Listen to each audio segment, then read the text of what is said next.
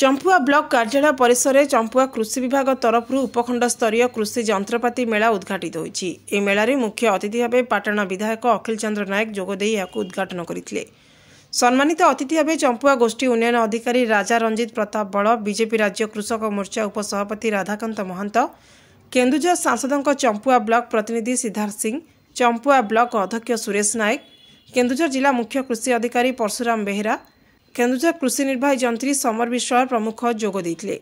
मुख्य अतिथि उपखंड स्तरीय कृषि मेला को फीता काटी उद्घाटन करबा परे सम्मानित अतिथि गहणरे कृषि मेला लागिथिबा स्टॉल गुडी को बुली देखिथिले। आधुनिक उपाय कृषि जंत्रपाति व्यवहार करी चाषी माने कृषि उत्पादन को बढ़ाई पारिबे बोली अतिथि माने मत व्यक्त करथिले। यह व्यतीत ओडिशा कृषि शिल्प निगम, सौरचालित जलसेचन जंत्रपाति, ओडिशा श्री अन्न अभियान, मृत्तिका संरक्षण विभाग, प्राणी संपदा विभाग, मत्स्य विभाग, उद्यान विभाग इत्यादि तरफ मोट 51 स्टल खोल चाषी को विभिन्न कृषि संबंधी परामर्श दि जाइथिला। ए कृषि जंत्रपाति मेला आसना 19 तारिख पर्यंत 3 दिन धरी अनुष्ठित हेबो। भगवान गिरी को रिपोर्ट, उच्चगर खबर।